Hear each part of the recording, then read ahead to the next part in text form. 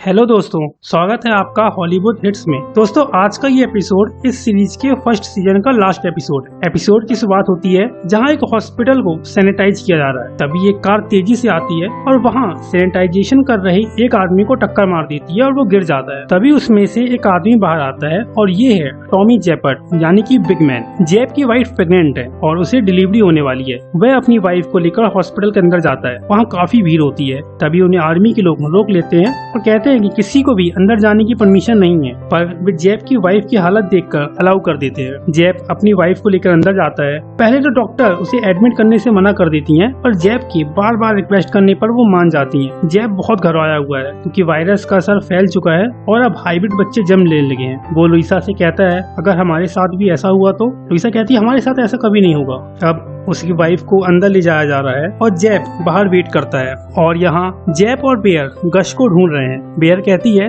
उस फोटो में डेट काफी पहले की है और शायद गश पहला हाइब्रिड बच्चा था।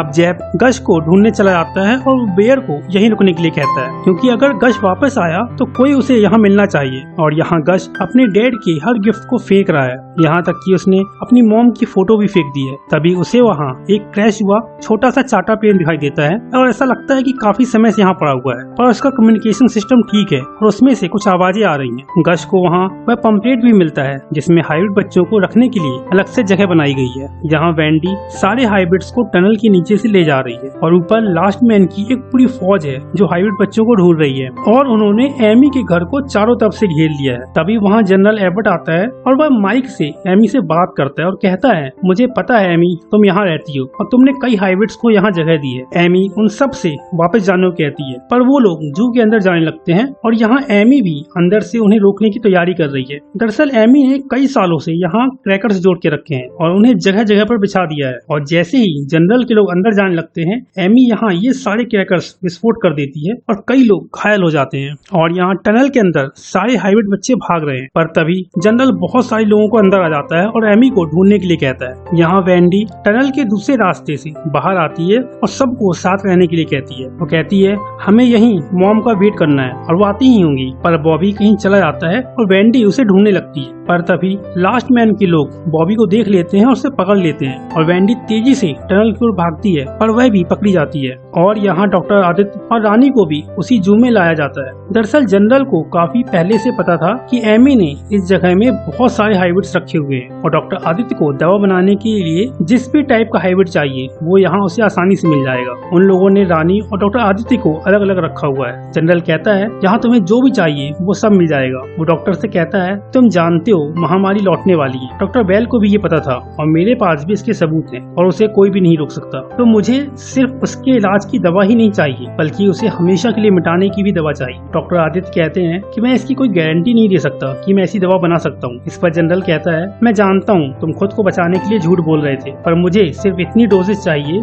जिससे मैं अपने कुछ चुने हुए लोगों को बचा सकूं। यहाँ एमी आर्मी ड्रेस पहनकर वेंडी को ढूंढ रही है। तभी वहाँ उसे बॉबी की कैप मिल जाती है और वो देखती है कि टनल का दरवाजा खुला हुआ है। वो अंदर झांकती है और वहाँ कोई भी नहीं होता। कहानी फिर फ्लैशबैक में जाती है और हमें उसी हॉस्पिटल को दिखाया जाता है जहाँ जेब अपनी वाइफ को लेकर आया है। वहाँ एक नर्स आती है और कहती है मिस्टर जेबर्ट आपको बेटा हुआ है। जेब पूछता है क्या वो ह्यूमन है? इस पर नर्स कहती है कि माँ और बच्चा दोनों ठीक है। वो जेबर्ट को लेकर अंदर जाती है जहाँ उसका बच्चा है और जब जेब उसे देखता है तो वो कांप जाता है क्योंकि उसका बच्चा भी आधा इंसान था आधा जानवर, यानी कि वो भी हाइब्रिड था। ये देखकर जेब घबरा जाता है और वहाँ से भाग जाता है। वो बहुत दुखी है। वो लिफ्ट में जाने लगता है। तभी वहाँ एक डॉक्टर आता है और ये वही है डॉक्टर आदित्य। वो जेब से पूछते हैं आपका बच्चा कैसा है? इस पर जेब कहता है कि वो उन जैसा ही है और मैं ये नहीं कर सकता, मैं उसे नहीं अपना सकता। इस पर डॉक्टर आदित्य समझाते हैं कि जब आप किसी से प्यार करते हैं तो आप उसके लिए कुछ भी कर सकते हैं। और ये सुनकर जेब वापस अपने बच्चे के पास जाने लगता है। यहाँ बेयर स्टोर रूम में फाइलों को देख रही है। तभी उसे वहाँ एक वायरलेस मिलता है, पर वो डिस्चार्ज है और उसी समय वहाँ जूली जाती है। वह कहती है कि बर्डी ने सिर्फ गश को बनाया था, पर फोर्ट स्मिथ कंपनी सिर्फ गश तक सीमित नहीं थी और उसने ऐसे कई एक्सपेरिमेंट किए। बेयर कहती है और वायरस भी वहीं से फैला था, तो वायरस और हाइब्रिड का क्या कनेक्शन है? इस पर जूली कुछ भी नहीं कहती और शांत हो जाती है। यहाँ जेब गश को ढूंढ लेता है और गश कहता है कि मैं वापस नहीं आऊंगा। जेब गश को उसका डॉग देता है और कहता है कि इसे फिर से मत खोना। गश कहता है मुझे सराय जाना है, वहाँ सब मेरे जैसे ही हैं और मुझे उन्हीं के साथ रहना है। जैप गश से कहता है कि मेरा बच्चा भी तुम्हारी तरह था, पर मैं उसे अपना नहीं पा रहा था क्योंकि मैं डर रहा था कि मैं उस बच्चे का क्या करूंगा। पर उस बच्चे को मेरी जरूरत थी और जब मैं वापस लौटा तो वहाँ कोई भी नहीं था, न मेरी वाइफ न मेरा बच्चा। कोई उन्हें ले गया था और तब से मैंने आज तक उन्हें नहीं देखा है। ये कहते हुए जैप दुखी हो जाता है। जैप गश से कहता है कि मैं तुम्हें खोना नहीं चाहता, तुम मेरे साथ चलो, हम दोनों साथ में रहेंगे। गश कहता है फिर हम सराय के लोगों को क्या कहेंगे, क्योंकि मैंने उन्हें यहाँ बुला लिया है। और वो प्लेन की तरफ इशारा करता है और कहता है मैंने इसे ठीक कर दिया है। दरअसल ये आर्मी का प्लेन है और गश ने उन्हीं को बुला लिया है। तभी एक गोली चलने की आवाज आती है और जैप नीचे गिर जाता है। गश उसे उठाता है और उसी समय लास्ट मैन आ जाते हैं और वो एक गश को उठा ले जाते हैं और पिंजरे के अंदर बंद कर देते हैं। वहाँ पर जनरल भी होता है और वो जैप के गले में वो निशान देख लेता है और समझ जाता है कि ये भी कभी लास्ट मैन था। और ये सभी गश को लेकर चले जाते हैं और उसी जू में आ जाते हैं। गश डरा हुआ है। तभी वहाँ जॉनी आ जाता है तो गश को पहचानता है। अब जॉनी गश को डॉक्टर आदित्य को देकर चला जाता है और डॉक्टर आदित्य पहली बार किसी हाइब्रिड को देख रहे हैं। वो गश को चॉकलेट देते हैं। गश उन्हें थैंक्स बोलता है। ये देखकर डॉक्टर आदित्य हैरान हो जाते हैं। तभी वहाँ जॉनी आ जाता है और कहता है कि जनरल एबट ने तुम्हें बुलाया है और वो सब सामान आ गया है जो तुम्हें चाहिए था। डॉक्टर आदित्य जॉनी से कहते हैं ये तुम्हें कहाँ से मिला। वो कहता है ये अभी अभी आया है। डॉक्टर आदित्य कहते हैं कोई और पेशेंट लेके आओ, इसके साथ मुझे थोड़ा और वक्त चाहिए। जॉनी कहता है कि एबट नहीं मानेगा। इस पर डॉक्टर कहते हैं कि एबट को कोई नहीं बताएगा। यहाँ बेयर काफी परेशान है क्योंकि गश और जैप वापस नहीं आए हैं। वो वायरलेस को चार्ज कर रही है और उसी समय जूली बेयर से उसकी फैमिली के बारे में पूछती है। बेयर बताती है कि मेरे पेरेंट्स उसी वायरस की वजह से मारे गए थे और मेरी छोटी बहन एक हाइब्रिड थी और उसे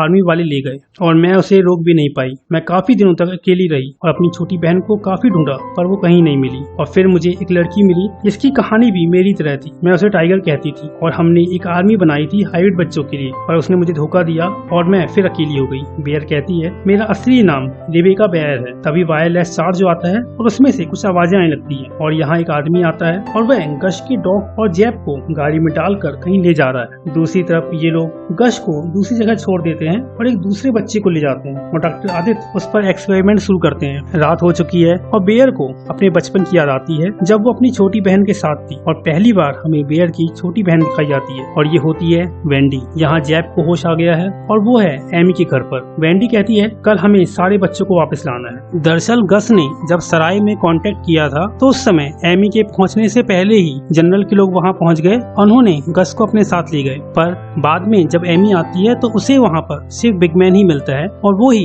उसे उठाकर सराय ले आती है। और तभी एमी को वायरलेस पर एक आवाज आती है कि सारे बच्चों को शहर के नॉर्थ में नदी के पास रखा गया है। और यहाँ बॉबी और सारे हाइब्रिड बच्चे गश के पास आ जाते हैं और उसके साथ होती है वेंडी जो कि बेयर की छोटी बहन है। और गश पहली बार अपने जैसे इतने सारे बच्चों से मिलता है, वो बहुत खुश होता है। और दूसरी तरफ बेयर वायरलेस से एक कॉल करती है और वो कनेक्ट होता है बर्डी को। और सीट टूट के इस फर्स्ट सीजन का लास्ट एपिसोड यहीं पर खत्म हो जाता है। तो दोस्तों आपको क्या लगता है, क्या बेयर अपनी छोटी बहन से मिल पाएगी और क्या हुआ होगा जैप की फैमिली का? और जब गश को पता चलेगा कि उसकी मॉम जिंदा है तो उसे कैसा लगेगा? और आपको ये फर्स्ट सीजन कैसा लगा कमेंट करके जरूर बताइएगा और हमसे जुड़े रहने के लिए हमारे चैनल को सब्सक्राइब जरूर कीजिए।